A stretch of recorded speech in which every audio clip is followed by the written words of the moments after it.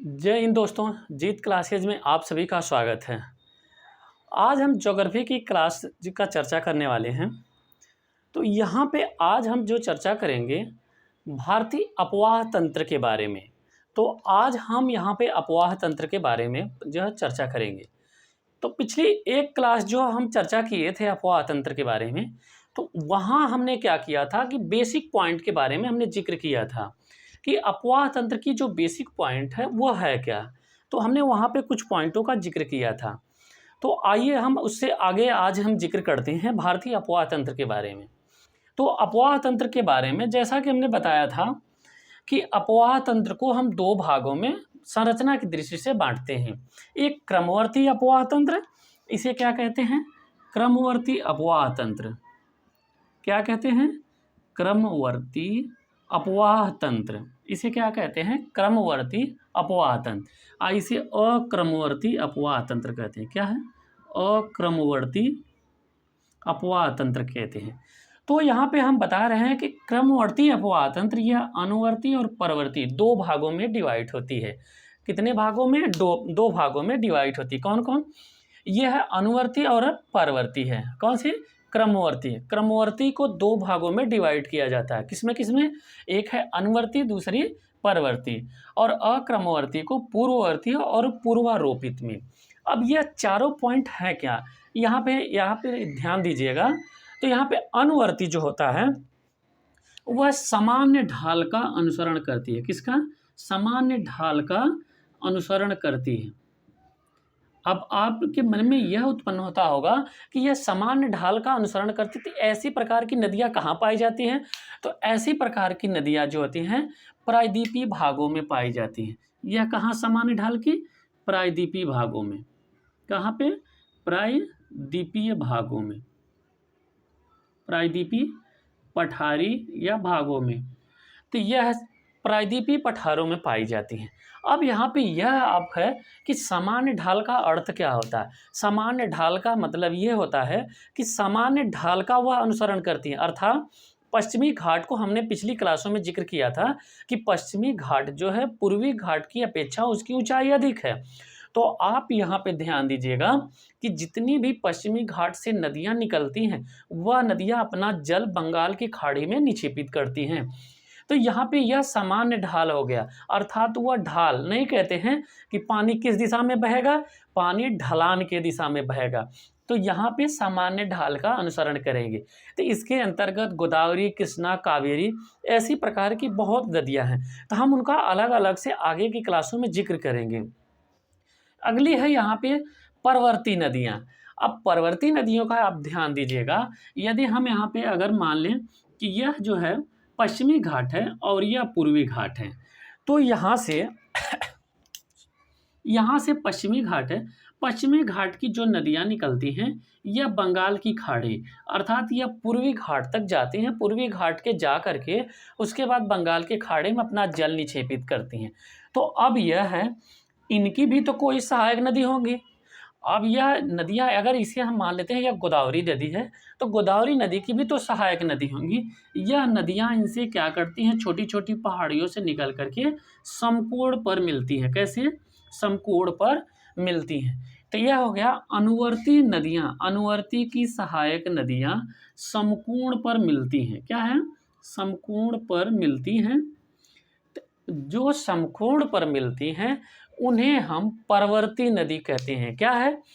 अनुवर्ती की सहायक नदियों को समकोण पर मिलन स्थल पर जहाँ पे जो नदियाँ बनाती हैं उन्हें हम परवर्ती नदियाँ कहते हैं। तो यहाँ पे समझ जाइएगा कि परवर्ती नदियाँ कौन हैं और अनुवर्ती नदियाँ कौन हैं। तो यहाँ पे यह क्रमवर्ती में ये कंसेप्ट क्लियर हो गया।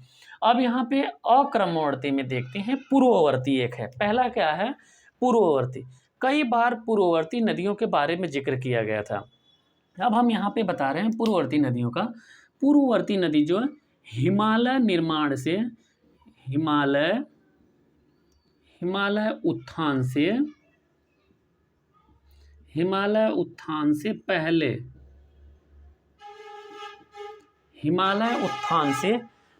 यह प्रवाहित होती थी।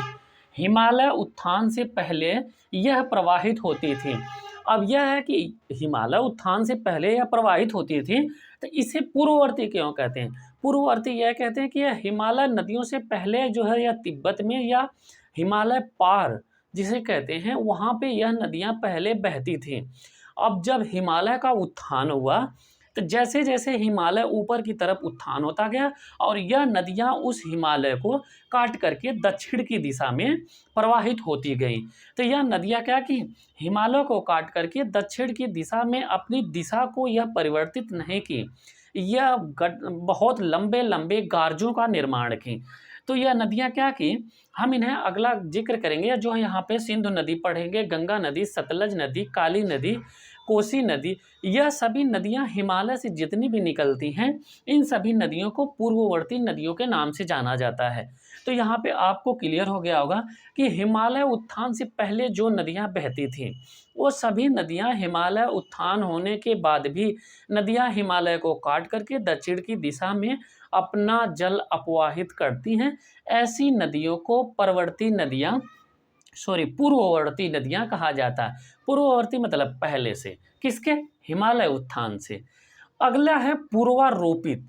यह स्थल खंड का अनुसरण करता है। यह कहीं ना कहीं यहाँ पे अनुवर्ती का जो है समक्ष होता है, लेकिन यहाँ पे स्थल खंड का अनुसरण करता है। मतलब ये कि ऐसी नदियाँ जो स्थल खंड से निकल करके वह धरातल पे ही, समतल पे भी वह बहती हैं। जैसे स्थल खंड से निकल करके स्थल में ही विलीन हो जाती है। तो जैसे लूनी नदी एक है, वह भी क्या है, इस तरह की स्थल खंड का अनुसरण करती है। और एक जो है उत्तर भारत के मैदान में गोमती नदी है, यह क्या करती है, स्थल खंड से निकल करके गंगा की सहायक नदी बन जाती है। तो यह क्या, स्थल खंड से निकलते ऐसे नदियाँ जो पूर्वारोपित हैं, मतलब स्थल खंड का अनुसरण करती। तो यह क्रमवर्ती और अक्रमवर्ती नदियों के बीच में हमने अनुवर्ती और परवर्ती और पूर्ववर्ती और पूर्वारोपित का अलग अलग से इसका जिक्र किया कि इसके अंतर्गत कौन कौन सी नदियाँ आएंगी। हम आज की क्लास में और भी इसके बाद जिक्र करने वाले हैं अपवाह तंत्र के अंतर्गत। अब हम यहाँ पे उद्गम की दृष्टि से देखेंगे, तो हम इसे मिटा रहे हैं। आप लोग इसको जो है एक बार और भी देख लीजिएगा और इसके अंतर्गत ये ध्यान दीजिए कि कौन सी नदी समकोण पर काटती है, इसके अंतर्गत पूर्ववर्ती नदियाँ कौन कौन सी। कई बार इस पे सवाल किया है कि कौन सी नदी पूर्ववर्ती नदी नहीं है। अब हम आपको ऑप्शन दे रहे हैं, आप लोग सोचिएगा कि कौन सी नदी पूर्ववर्ती नदी नहीं है। अब यहाँ पे नहीं है, कौन सा? पूर्ववर्ती नदी नहीं है। यहाँ पे यह है पूर्ववर्ती नदी नहीं है। अब यहाँ पे ऑप्शन देगा आपको पहला, यहाँ पे सतलज, सिंधु दे देगा, और यहाँ पे एक है कोसी, और यहाँ पे नर्मदा। अब आपसे इन चारों नदियों में से जिक्र करेगा कि कौन सी नदियाँ पूर्ववर्ती नदी नहीं है। तो आप क्या करेंगे, इसको देखेंगे। हमने बताया था कि पूर्ववर्ती नदी की परिभाषा क्या, कि जो पार हिमालय से उत्पन्न होती हैं, अर्थात हिमालय के उत्थान के पहले से, अर्थात जो हिमालय को काट करके अपनी दक्षिण दिशा में जल प्रवाहित करती। तो ऐसी कौन सी नदी है? सतलज नदी भी जो है यह कहाँ से, तिब्बत से निकलती है। सिंधु नदी भी तिब्बत से निकलती है। कोसी नदी भी हिमालय से निकलती। लेकिन नर्मदा नदी जो है यह प्रायद्वीपीय पठार से, भारत के प्रायद्वीपीय पठार से निकलती है। तो यहाँ पे नर्मदा नदी ऑप्शन हमारा क्या है, गलत है, और इसी ऑप्शन को हमें चयन करना पड़ेगा, क्योंकि यहाँ पे पूछ रहा क्या प्रश्न, कौन सी नदी पूर्ववर्ती नदी नहीं है। ऐसे ही ऑप्शन दे देगा, उसमें एक नदी का जिक्र कर देगा, सतलज, सिंध, कोसी, किसी एक नदी का जिक्र कर देगा जो हिमालयी नदी है, और पूछ देगा कि कौन सी ऐसी नदी है जो कि पूर्ववर्ती नदी के नाम से जानी जाती है। तो यहाँ पे अगर मान लीजिए ये नर्मदा, गोदावरी और यहाँ पे कृष्णा को दे दिया, और इसमें एक ऑप्शन सतलुज को दे दिया, तो आप किसका चयन करेंगे? तब तो आपको सतलुज का चयन करना पड़ेगा, क्योंकि यहाँ पे पूर्ववर्ती नदी, यहाँ पे सतलज, सिंध, कोसी करके ऐसी जितनी भी, घाघरा भी नदी है एक जो है, तो ये सभी नदियाँ पूर्ववर्ती नदी के नाम से जानी जाती हैं।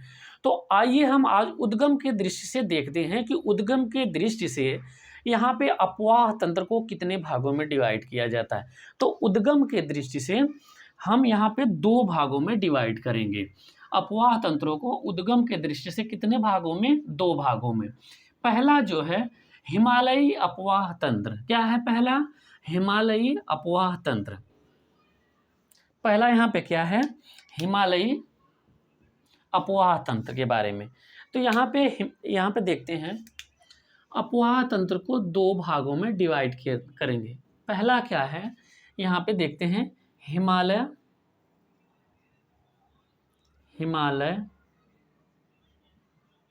नदियों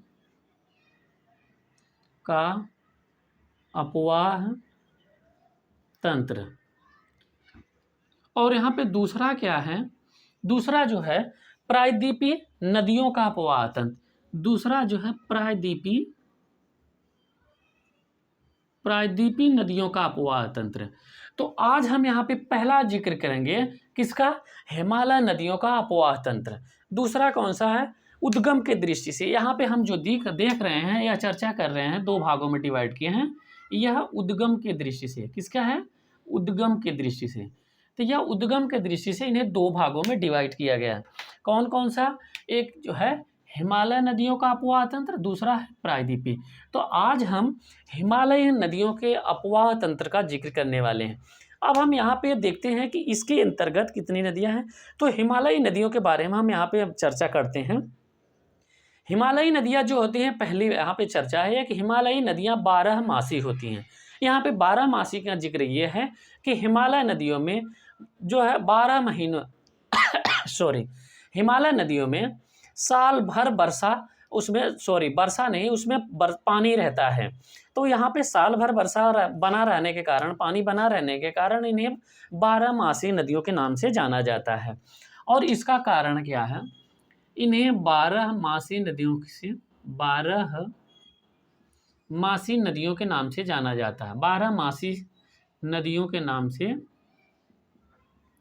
यानी इसमें हमेशा साल भर पानी बना रहता है, तो इन्हें 12 मासी नदियों के नाम से जानते हैं।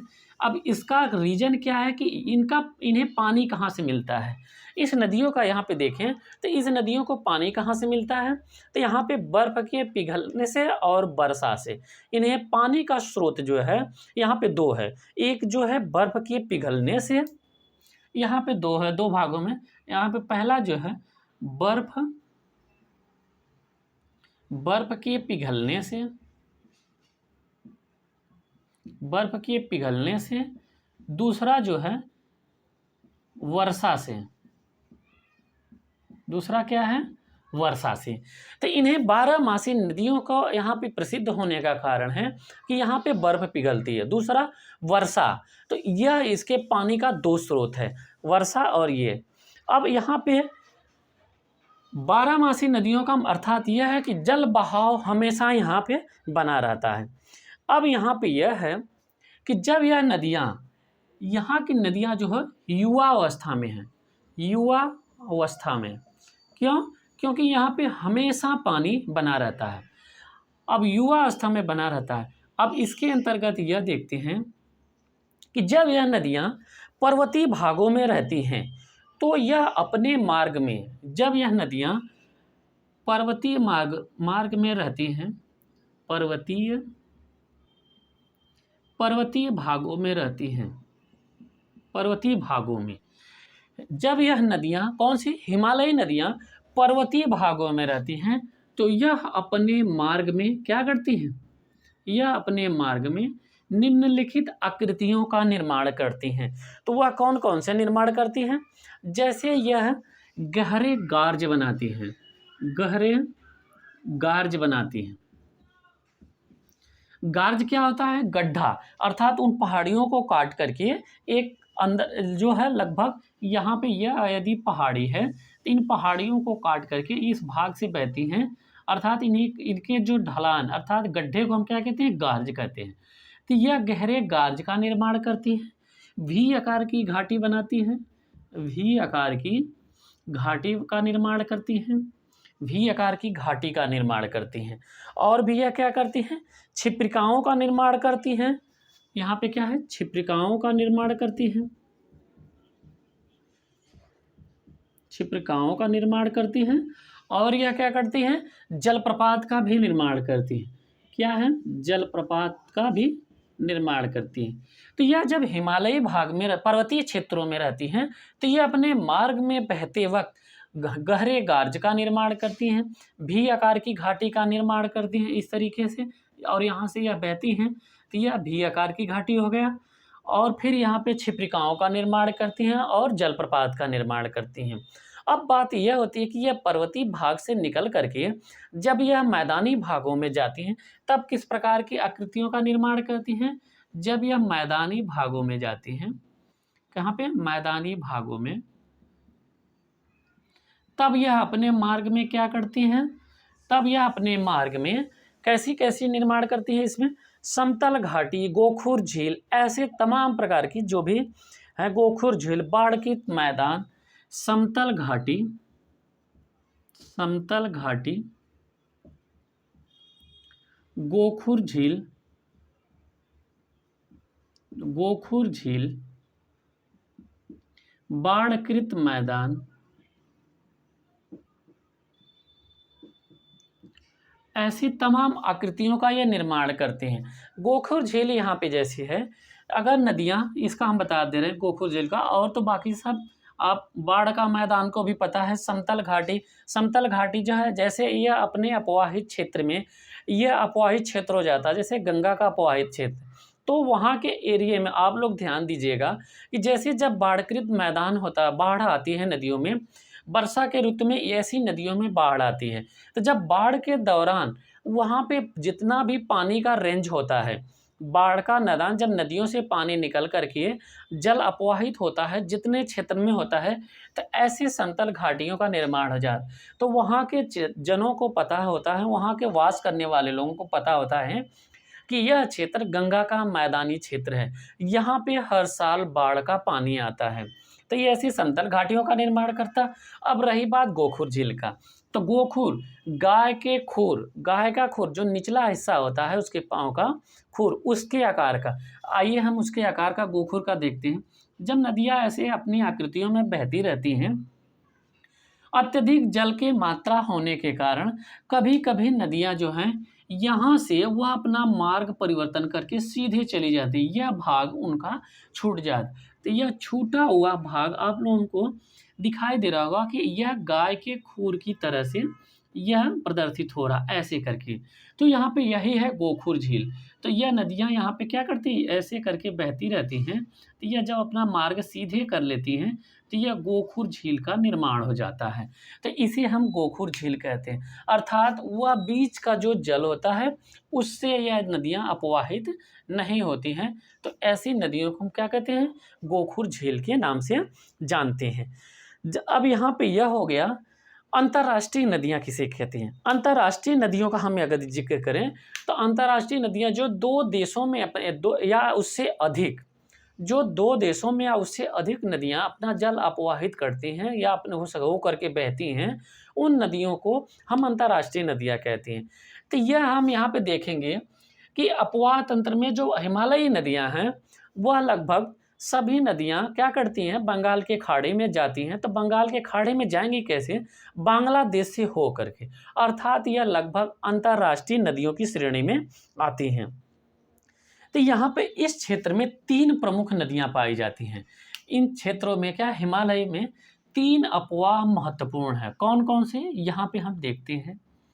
सबसे बड़ा जो अपवाह है वह गंगा है, सबसे बड़ा अपवाह तंत्र है वह गंगा अपवाह तंत्र है। कौन है, गंगा अपवाह तंत्र। उसके बाद अगर है तो वह है सिंधु अपवाह तंत्र। कौन है, सिंधु अपवाह तंत्र। यह पश्चिम में है, क्रमानुसार देखें तो यह पश्चिम में, फिर यह बीच में पड़ेगा, उसके पूर्व में है, और यह सबसे पूर्व में ब्रह्मपुत्र। कौन है, ब्रह्मपुत्र अपवाह तंत्र। तो हिमालय नदियों के अपवाह तंत्र में यह 3 प्रमुख अपवाह तंत्र हैं, सिंधु अपवाह तंत्र, गंगा अपवाह तंत्र और ब्रह्मपुत्र अपवाह तंत्र। तो यह 3 अपवाह तंत्र हैं। यह 3 के तीनों जो हैं पूर्ववर्ती क्रम जो है, यहाँ पे क्या अपवाह तंत्र के, हमने यहाँ पे बताया था कि पूर्ववर्ती अपवाह तंत्र के यह नदियाँ आती हैं, 3 की तीनों अपवाह तंत्र। तो यह पूर्ववर्ती की श्रेणी में आती है, क्योंकि इनका निर्माण हिमालय से पूर्व हुआ था, हमने अभी चर्चा किया था। आइए हम इन तीनों नदियों का जिक्र करते हैं बारी बारी से। तो आज हम यहाँ पे जिक्र करेंगे सबसे पश्चिम से सिंधु नदी का अपवाह तंत्र। तो यहाँ पे हम हिमालय नदियों का जो यहाँ पे बताया, यहाँ पे एक बार और भी देखिए कि उद्गम के दृष्टि से दो भागों में डिवाइड किया गया है। हिमालयी नदियों को उद्गम के दृष्टि से दो भागों में डिवाइड किया गया। सॉरी, अपवाह तंत्र को दो भागों में डिवाइड किया। कौन सा? एक हिमालयी नदियाँ, दूसरा प्रायद्वीपीय नदियाँ। और हिमालयी नदियों के बारे में जिक्र किया गया कि ये हिमालयी नदियाँ 12मासी होती हैं। दूसरा, इनको बर्फ, यहाँ पानी कहाँ से मिलता है? बर्फ पे पिघलने से और यहाँ पे वर्षा से। और यह युवावस्था में है। युवावस्था में कारण क्या है कि यह अपने साथ अत्यधिक मात्रा में जल लेकर के अपवाहित होती हैं। अब यह पर्वतीय भागों में निम्नलिखित आकृतियां बनाती हैं, जैसा कि यहाँ पे हमने जिक्र किया, गहरे गाज, वी आकार की घाटी, छिप्रिकाएँ, जलप्रपात, ऐसे करके। जब यह मैदानी भागों में प्रवाहित होती हैं, दो भागों में, पर्वतीय में और मैदानी में। तो जब यह मैदानी भागों में प्रवाहित होती हैं तो यहाँ पे समतल घाटी, गोखुर, बाढ़कृत क्षेत्र, ऐसे भी आकृतियों का यह निर्माण करती हैं। यहाँ पे कुछ और भी हैं, जैसे यहाँ पे जब यह मैदानी क्षेत्रों में बढ़ती हैं तो यहाँ पे यह बाढ़कृत हो गया, गोखुर हो गया, समतल हो गया, विसर्प का भी निर्माण करती है। अंततः यह क्या कहती हैं? विसर्प का और डेल्टा का। अंततः यह अंत में क्या करती हैं कि अपने साथ अवसाद लेके जाती हैं। इनमें इतना वेग होता है कि यह जिस स्थल मार्ग से जाती हैं वहाँ के छोटे छोटे कणों को ये अपने साथ लेके जाती हैं। तो अंततः जाने के बाद इसमें इतना ज़्यादा अवसाद हो जाता है कि अंत में यह विसर्प डेल्टा का निर्माण करती हैं, अर्थात ये अपने द्वारा लाए गए अवसादों का यह निक्षेपण करती हैं। तो आइए हम यहाँ पे पहला अपवाह तंत्र, जो 3 भागों में हिमालयी हम बांटे हैं, उसमें है सिंधु नदी का अपवाह तंत्र। तो आज हम जिक्र करेंगे सिंधु नदी का अपवाह तंत्र। सिंधु नदी के अपवाह तंत्र में देखेंगे कि सिंधु नदी का उद्गम से लेकर के उसके अंत तक का हम यहाँ पे चर्चा करेंगे। तो आइए यहाँ पे जिक्र करते हैं सिंधु नदी का अपवाह तंत्र। इसमें हिमालयी नदियों को मुख्य रूप से 3 अपवाह तंत्रों में हम यहाँ पे जिक्र किए हैं। तो 3 अपवाह तंत्रों में से पहला अपवाह तंत्र हम आज जिक्र कर रहे हैं, और अगले 2 अपवाह तंत्रों का, गंगा और ब्रह्मपुत्र का, अगली क्लास में करें। तो यहाँ पे सिंधु अपवाह तंत्र है। पहला जो अपवाह तंत्र है वह है सिंधु अपवाह तंत्र। सिंधु अपवाह तंत्र। आइए हम सिंधु अपवाह तंत्र के बारे में जिक्र करते हैं। सिंधु अपवाह तंत्र का उद्गम, इसका वो देखते हैं कहाँ है। इसका उद्गम, यह जो मैप हमने बनाया है, यह जो है सिंधु अपवाह तंत्र का है। यह जम्मू कश्मीर का मैप बनाया है हमने। मैप का जो आधा हिस्सा हमने ऊपरी हिस्सा बनाया है सिर्फ जम्मू कश्मीर, हिमाचल, पंजाब, उत्तराखंड का। तो यह इतना ही भाग है। तो आप लोग इतना में समझिए, यह तिब्बत का क्षेत्र है। यह क्या है? तिब्बत का। तो इसका उद्गम जो है यहाँ तिब्बत के क्षेत्र से लेकर के यह भारत में जब प्रवेश करती है उसका स्थान है दमचौक।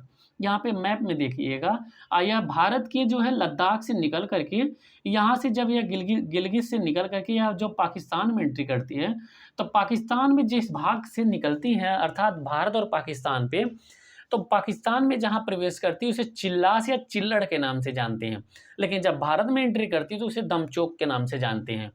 तो यह यहाँ पे पाकिस्तान में जो है प्रवेश करने के बाद यह अरब सागर में अपना जल निक्षेपित करती है। कहाँ पे? अरब सागर में जल निक्षेपित करते हैं। तो यह यहाँ कहाँ से निकलती हैं? बोखर चू ग्लेशियर से। यह कहाँ पे पड़ता है? यह तिब्बत में पड़ता है। तो यहाँ पे इनका उद्गम कहाँ है? यह कैलाश पर्वत के उत्तरी वाले ढलान के पास से। तो यहाँ पे इसका उद्गम हम देखते हैं जिक्र, यह अरब सागर में अपना जल निक्षेपित करते हैं। तो सिंधु नदी का अपवाह तंत्र, सिंधु का अपवाह तंत्र, इसका उद्गम देखते हैं। उद्गम जो है बोखर चू ग्लेशियर से। यह कहाँ पे है? यह कैलाश पर्वत के उत्तरी ढलान पर है। कहाँ पे? उत्तरी ढलान पर। यह कैलाश पर्वत की क्या है? उत्तरी ढलान पर है। कैलाश पर्वत के यह उत्तरी ढलान पर स्थित है। अब यहाँ पे हम जिक्र करते हैं, यह इस अपने उद्गम से निकलने के बाद, यह अपने उद्गम से निकलने के बाद, यहाँ पे उसका उद्गम हो गया, उद्गम से निकलने के बाद यह लद्दाख और जास्कर में, क्या है, लद्दाख एवं जास्कर में, लद्दाख एवं जास्कर की पहाड़ी, यहाँ पे ऊपर क्या है, यहाँ पे ऊपर का हिस्सा जो लद्दाख हो जाएगा और यहाँ पे नीचे जास्कर। तो इन दोनों पहाड़ियों के बीच से अपवाहित होती हैं, लद्दाख एवं जास्कर के बीच से यह अपवाहित होती हैं। लद्दाख और जास्कर के बीच से यह उत्तर पश्चिम की दिशा में, क्या है, उत्तर और पश्चिम की दिशा में, उत्तर और पश्चिम की दिशा में, यहाँ से इनका देखिएगा, यहाँ से निकलने के बाद यह उत्तर और पश्चिम की दिशा में यह अपवाहित होती है। कहाँ से, उत्तर पश्चिम दिशा में यह अपवाहित होती हैं। लद्दाख और जास्कर श्रेणियों के बीच से निकलने के बाद यह उत्तर और पश्चिम दिशा में प्रवाहित होती हैं। यहाँ से निकलने के बाद जब यह भारत में प्रवेश करती हैं, तो भारत में किस स्थान पे प्रवेश करती हैं, तो हमने बताया मैप में दमचौक। तो यहाँ पे कौन सा स्थान है, दमचौक में, भारत के दमचौक में प्रवेश करती हैं। यह कहाँ पे है, लद्दाख में, लद्दाख में दमचौक में प्रवेश करती हैं, तो यह दमचौक में प्रवेश करने के बाद यह लद्दाख एवं गिलगित, यह लद्दाख का क्षेत्र, अंत में गिलगित का क्षेत्र आता है। यह क्या है, अंत में गिलगित का क्षेत्र आता है। इससे प्रवाहित होने के बाद गिलगित में एक गार्ज बनाती हैं, गिलगित में एक गार्ज बनाती हैं दर्दियान के पास। कहाँ पे, दर्दियान एक स्थल है, क्या है, दर्दिस्तान, इसका नाम क्या है, दर्दिस्तान, यहाँ पे है दर्दिस्तान। तो दर्दिस्तान के पास यह एक गार्ज बनाती हैं। तो गार्ज में अंदर से होकर के नदियाँ ये गहरा गार्ज बना करके दर्दिस्तान के पास चिल्लास और चिल्लड़ के स्थान पे यह पाकिस्तान में प्रवेश करती हैं। क्या है, दर्दिस्तान के पास चिल्लड़, क्या नाम है इसका, चिल्लड़, या इसे हम चिल्लास के नाम से जानते हैं। क्या है, चिल्लास के पास यह पाकिस्तान में प्रवेश करती हैं। कहाँ पे, यह पाकिस्तान में प्रवेश करती हैं, पाकिस्तान में प्रवेश करती हैं। तो यह दर्दिस्तान के पास चिल्लास के पास यह एक चिल्लास स्थल है, उसके पास यह पाकिस्तान में प्रवेश करती हैं। तो हमने देखा कि भारत में कहाँ प्रवेश करती है, दमचौक के पास, और पाकिस्तान में जब यह प्रवेश करती हैं भारत से निकल करके, तो यह चिल्लास के पास। तो यह इंपॉर्टेंट फैक्ट है, इसे याद रखिएगा। अब यहाँ पे ये देखते हैं कि इनकी कुल लंबाई कितनी है। सिंधु नदी की लंबाई का जिक्र करते हैं, तो यहाँ पे लंबाई जो है 1880 किलोमीटर है। यहाँ पे कुल लंबाई यहाँ पे कितनी है, सॉरी 1800 नहीं, 2800 है, सॉरी 2880 किलोमीटर। जब यहाँ पे तिब्बत से यह निकलती हैं और अरब सागर में जब यह अपना जल निक्षेपित करती हैं, तो ये इनकी कुल लंबाई कितनी है, 1880 किलोमीटर। और भारत में इनकी कितनी लंबाई है, यहाँ पे यह भी इम्पोर्टेंट है, भारत में लंबाई। तो भारत में लंबाई का यदि हम जिक्र करें, तो भारत में जो लंबाई है, याद करने का आसान है ट्रिक, 111 फिर 4 किलोमीटर, अर्थात 1114 किलोमीटर। टोटल लंबाई कितनी है, 2880 किलोमीटर। यह क्या है, कुल लंबाई है, यह क्या है, कुल लंबाई, और यह भारत में लंबाई है। भारत में लंबाई कितनी है, 1114 किलोमीटर, यह भारत में लंबाई। इनका मुहाना कहाँ पे बनता है, उद्गम तो हमने देखा, उद्गम देखा बोखरजू ग्लेशियर कैलाश पर्वत ढलान पर, यह तिब्बत में, कहाँ पे, तिब्बत में। लेकिन अब यहाँ पे यह इम्पोर्टेंट पॉइंट है कि इनका मुहाना कहाँ पे है, मुहाना जो है, मुहाना अपना ये जल निक्षेपित करती हैं अरब सागर में। कहाँ पे, अरब सागर में, अरब सागर में यह अपना जल निक्षेपित करती हैं। तो यह कहाँ पे अपना जल निक्षेपित करती हैं, तो इनका मुहाना जो है अरब सागर में, तो यह अरब सागर में अपना जल निक्षेपित करती हैं। सिंधु नदी के दाएं तट पर, यहाँ पे देखिएगा, सिंधु नदी के दाएं तट पर, सिंधु नदी के इस नदी के दाएं तट पर लेह स्थित है। लद्दाख की राजधानी कहाँ पे है? लेह। भारत का केंद्र शासित प्रदेश लेह स्थित है। लद्दाख है, उसकी राजधानी लेह है। तो लेह कहाँ पे अवस्थित है? सिंधु नदी के दाएं तट पर लेह स्थित है। अब यहाँ पे एक और इम्पोर्टेंट पॉइंट हो जाता है कि इसकी जो है सहायक नदियाँ, यहाँ पे देखते हैं सहायक नदियों के बारे में। कौन सी है? सहायक नदियों के बारे में। सहायक नदियाँ, सहायक नदियाँ दाएं क्रम से, हम यहाँ पे दाएं और इसको क्या है? बाएं।